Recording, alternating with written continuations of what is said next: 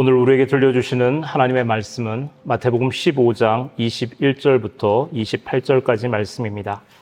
이제 공동체 성경 읽기로 이 계시의 말씀을 봉독할 때 살아계신 하나님의 음성으로 들으시길 바랍니다. 예수께서 거기서 나가사 두로와 시돈 지방으로 들어가시니 가나안 여자 하나가 그 지경에서 나와서 소리질러 이르되 주 다윗의 자손이여, 나를 불쌍히 여기소서. 내 딸이 흉악하게 귀신 들렸나이다. 예수는 한 말씀도 대답하지 아니하시니 제자들이 와서 청하여 말하되 그 여자가 우리 뒤에서 소리를 지르니 그를 보내소서. 나는 이스라엘 집에 잃어버린 양 외에는 다른 데로 보내심을 받지 아니하였노라. 여자가 와서 예수께 절하며 이르되 주여, 저를 도우소서. 자녀의 떡을 취하여 개들에게 던짐이 마땅하지 아니하니라. 주여, 옳소이다마는 개들도 제 주인의 상에서 떨어지는 부스러기를 먹나이다. 여자여, 내 믿음이 크도다. 내 소원대로 되리라. 그때로부터 그의 딸이 나으니 이 말씀은 하나님의 말씀입니다.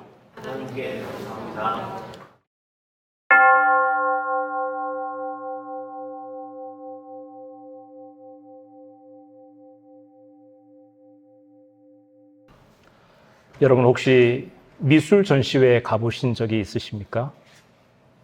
저희 집 옆에 의정부 미술 도서관이 있는데 여기서 종종 미술 전시회가 열리곤 합니다.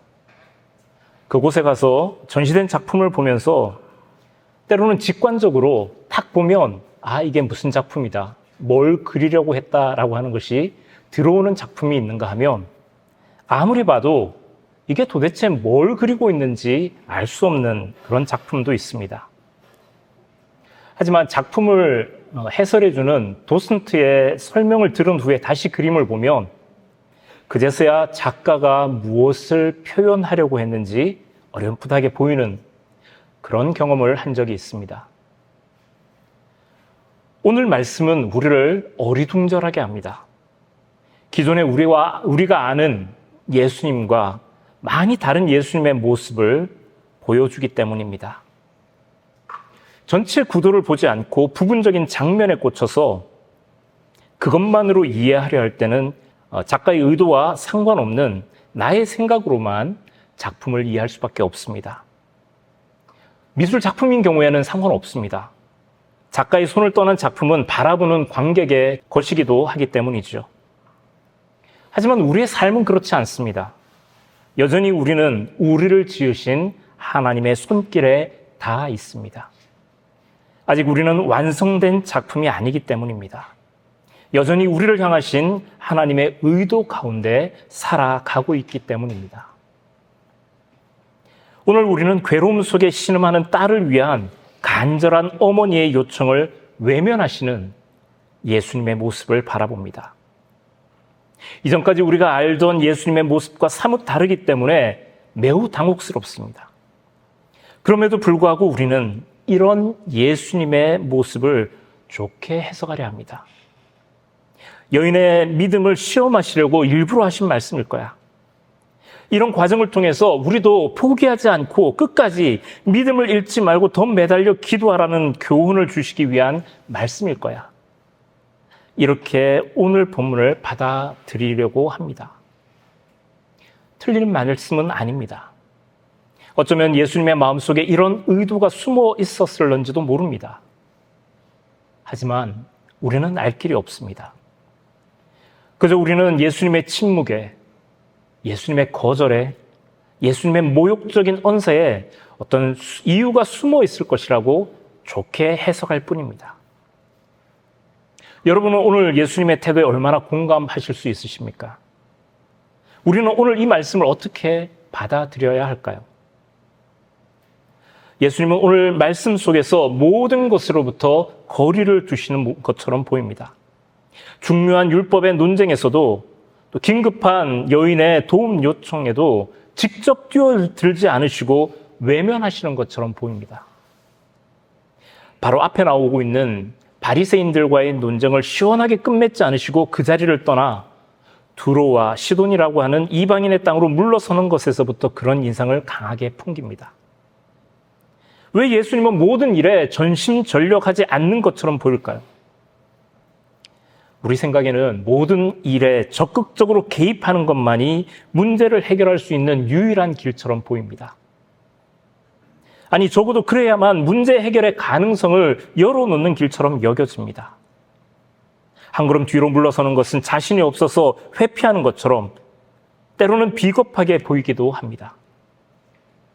하지만 예수님은 귀찮거나 자신이 없어서 피하신 것이 아닙니다. 오히려 문제를 더 잘 드러내 보이기 위해 거리를 두십니다. 앞서 미술 작품에 대해서 잠시 말씀드렸지만 그림을 볼 때 우리는 최대한 가까이 다가서기보다는 작품에서부터 한 걸음 뒤로 물러나서 전체를 한눈에 넣고 보라는 말을 많이 듣습니다. 작가의 의도는 부분 부분의 디테일 속에서 드러나는 것이 아니라 전체의 구도를 한눈에 두고 볼 때 더 잘 드러나기 때문이죠. 우리가 볼 때 특정한 사안에 대해서 끝까지 물고 늘어져서 결국은 바로 잡는 것이 속 시원하게 보입니다.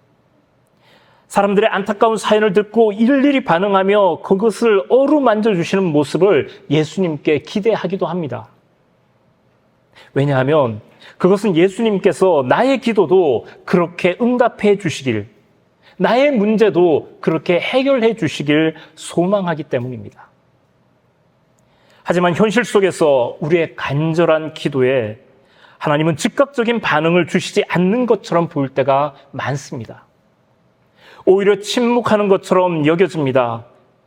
사회에 만연한 악을 보며 당장 하늘에서 불이 떨어져서 선과 악에 대해 하나님이 명확하게 심판하시기를 원하고 기도하지만 세상에서는 악인이 날이 갈수록 더욱더 승승장구하는 것처럼 보일 때가 많습니다.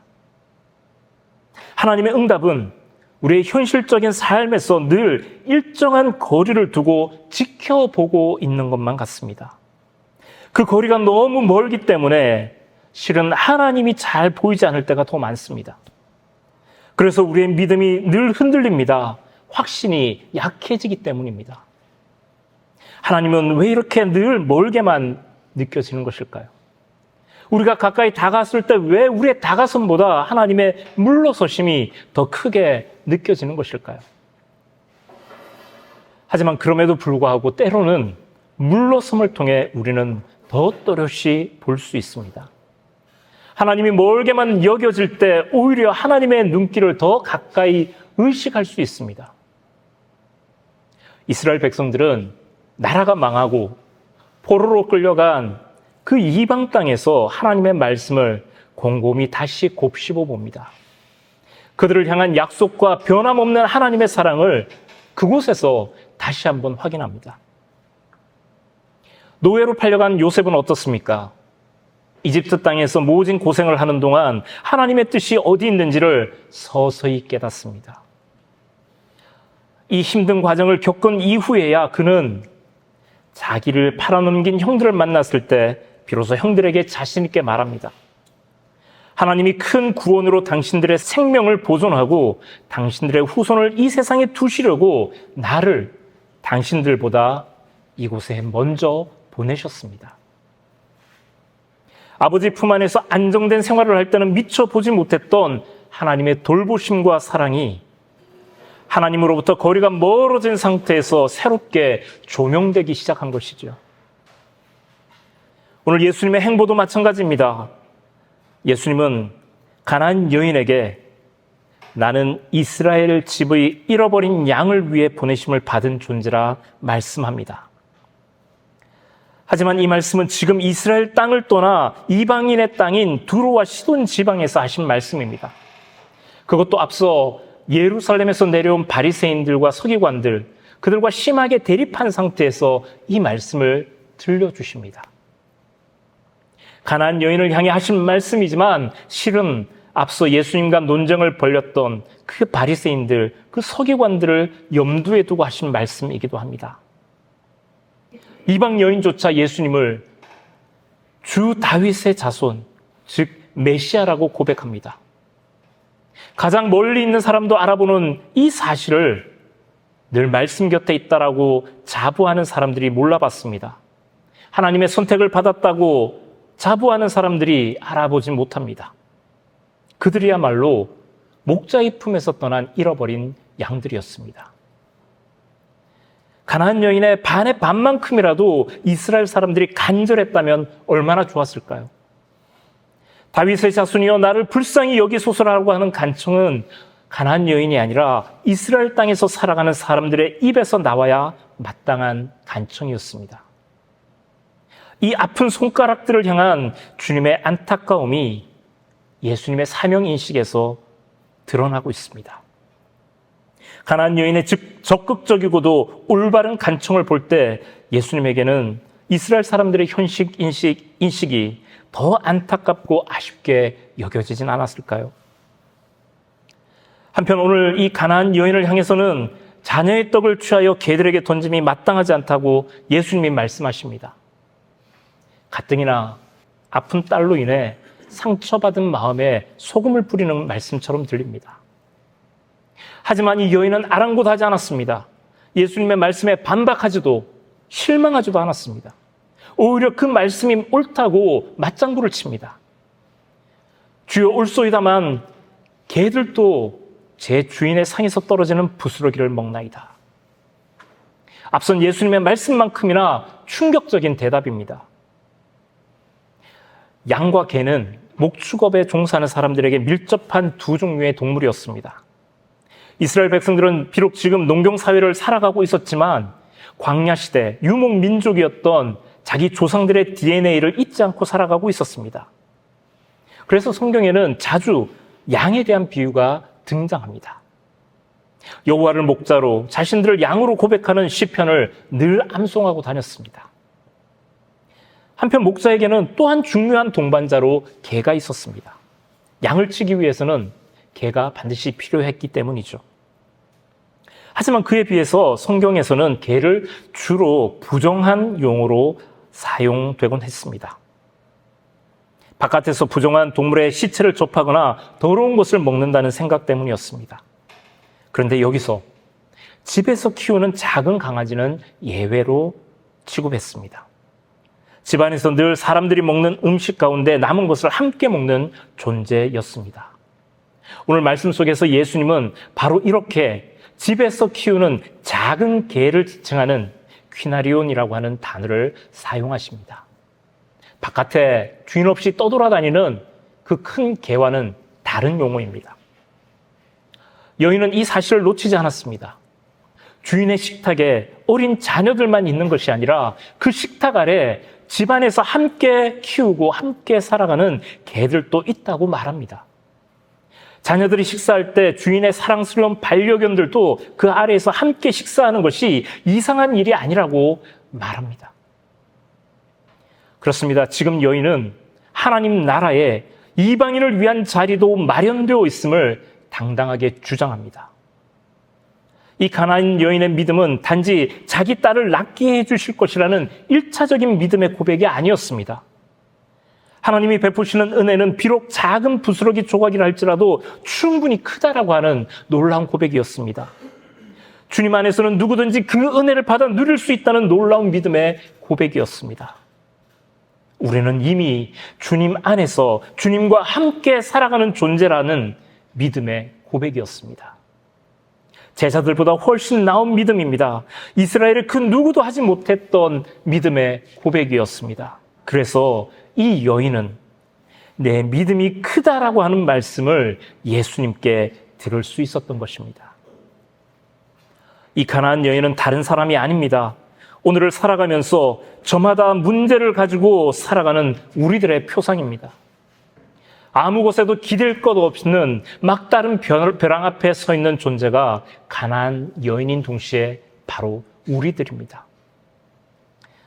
때로 우리는 기도하다가 실망합니다. 응답 없는 주님을 원망하며 신앙에서 떠나기도 합니다. 그럼에도 불구하고 우리가 여전히 주님 안에 머물러 있어야 하는 이유가 무엇입니까? 혹시 자동차 사이드밀러에 적혀 있는 글귀를 주의 깊게 들여다보신 적이 있으십니까? 사물이 거울에 보이는 것보다 가까이 있음. 때로 우리 눈은 우리를 속입니다. 때로 우리의 상황은 우리를 깊은 의심 가운데 몰아넣기도 합니다. 하지만 우리의 환경이나 우리의 감각과는 상관없이 하나님은 언제나 우리 가까이 계십니다. 그 어느 곳에도 하나님이 안 계신 곳이 없기 때문입니다. 오늘 말씀을 통해 처음에는 물러나시는 예수님과 그런 예수님께 좀 더 가까이 다가서는 가나안 여인의 모습을 확인할 수 있습니다. 처음에는 이 여인의 다가섬이 그녀의 간절함에서 나온 것으로 여겨졌지만 오늘 말씀을 통해서 우리는 그녀의 다가섬보다 하나님의 다가서심이 먼저 있었음을 또한 발견할 수 있습니다. 이방인들도 이미 주님의 집 안에 받아들여진 존재임을 알게 됩니다. 우리의 삶 속에서 여전히 물러섬과 다가섬이 교차하고 있습니다. 그러나 우리는 우리를 향한 하나님의 신실하심을 믿어야 합니다. 비록 우리의 간절한 바람이 우리의 원대로 지금 당장 이루어지지 않을 수 있습니다. 하지만 그 순간에도 하나님의 뜻이 우리 가운데 이루어지고 있음을 바라볼 수 있었으면 좋겠습니다. 오늘 우리에게 주어진 아주 작은 부스러기를 통해서 그것을 통해서도 하나님은 일하십니다. 우리는 여전히 연약한 존재들입니다. 혼자서는 바로 설 수 없습니다. 여전히 하나님의 도우심이 필요한 사람들입니다. 그것을 위해 밤낮 부르짖기도 합니다. 이런 한계 상황에 직면한 우리를 향해 하나님은 오늘 말씀을 통해 우리를 위로하십니다. 우리 믿음이 크다가 말씀해 주십니다. 하지만 우리는 압니다. 우리의 믿음보다 하나님의 돌보심과 긍휼하심이 훨씬 더 크다는 사실을 말입니다. 바로 그 사랑이 우리를 다시 일으켜 세우실 겁니다. 우리에게 가나안 여인과 같은 뜨거운 믿음이 있으십니까? 예수님의 말씀을 따라 살기 위해 자신의 십자가를 지고 예수님을 따랐던 제자들의 뜨거운 열정이 우리들에게 있습니까? 아니요. 그렇지 못합니다. 그럼에도 불구하고 오늘 우리가 이 자리에 있다는 사실만으로도 우리에게는 희망이 있습니다. 이 자리엔 교회에 나온 지 얼마 되지 않는 분들도 있습니다. 어쩌면 오늘 처음 교회에 나온 형제들이 있을지도 모릅니다. 아마 이 분위기, 이런 자리가 무척이나 낯설게 여겨지는 사람들도 있을 겁니다. 하지만 이 자리는 아주 오래전부터 바로 여러분들을 위해 준비되어진 자리입니다. 한번 생각해 봅시다. 여러분들이 하필이면 이 시대, 이 땅에 태어난 이유가 무엇입니까? 그 많고 많은 대한민국 육군 부대 중에서 하필이면 이곳 1사단 58 포병대대로 배치된 까닭이 무엇이겠습니까? 그 많고 많은 날들 중에서 바로 오늘 밀린 잠도 포기하고 다른 일과도 다 제쳐놓고 여러분들이 지금 이 예배의 자리에 앉아있는 것은 무엇 때문일까요? 가나안 여인이 예수님께 다가오기 전 예수님이 유대 땅을 떠나 두로와 시돈 지방을 향해 발길을 옮기셨습니다. 앞뒤 문맥을 살펴볼 때 전혀 그럴 필요가 없는 걸음이었습니다. 그야말로 생뚱맞은 행보였습니다. 어쩌면 예수님은 이 여인을 만나기 위해 그 먼 길을 일부러 가셨을지 모릅니다. 예수님의 침묵과 거절, 그리고 차가운 말씀은 우리가 서 있는 자리를 돌아보게 합니다. 우리에게 주어진 은혜를 다시금 되돌아보게 합니다. 그 은혜가 당연한 것이 아니라 아주 특별한 선물임을 새삼 깨닫게 합니다. 우리는 주님의 발걸음이 어디로 향하고 있는지를 주의 깊게 바라보아야 합니다. 그분의 걸음은 유대인들만을 위한 행보가 아니었습니다. 당신의 발길이 향한 그곳, 바로 그곳에 우리가 자리 잡고 있습니다. 주님의 발길이 머문 그곳에 주님은 당신의 식탁을 펼치십니다. 우리의 있는 모습 그대로, 내 모습 그대로 주님은 그곳에서 우리를 만나 주십니다. 이제 그 주님의 식탁에 함께 앉아 우리를 위해 베풀어 주신 주님의 사랑을 꼭꼭 씹어서 삼켜 보십시다. 그 작은 부스러기조차도 온 세상을 가득 채울 수 있는 그나큰 주님의 사랑을 우리 안에, 내 안에 가득 채워 나가십시다. 기도하겠습니다. 사랑의 하나님, 오늘 저희를 은혜의 식탁으로 초청해 주심을 감사드립니다. 우리는 있는 모습 그대로, 또한 당면한 많은 문제들을 그대로 품고 주님 앞에 나왔습니다. 가나안 여인의 간구처럼 주여 우리를 불쌍히 여겨 주옵소서. 엄밀하신 주님의 기준에는 턱없이 모자란 저희들이지만 이런 우리를 위해 주님이 이 땅에 오셨음을 믿고 주님의 이름을 부릅니다. 주님의 그 자비하심과 사랑에 의지해서 주님 앞으로 나아갑니다. 이런 저희를 받아주시고 주님의 은혜를 이 시간 우리 안에, 우리 삶에 베풀어 주옵소서. 우리의 소원이 주님의 뜻 안에서 이루어질 수 있도록 주님께서 우리의 믿음을 더하여 주시기를 원합니다. 우리에게 향하신 주님의 인자하심이 크심을 찬양합니다. 남은 우리의 인생 가운데도 주님께서 늘 동행하여 주시옵소서. 우리 구주 예수 그리스도 이름으로 기도드립니다. 아멘.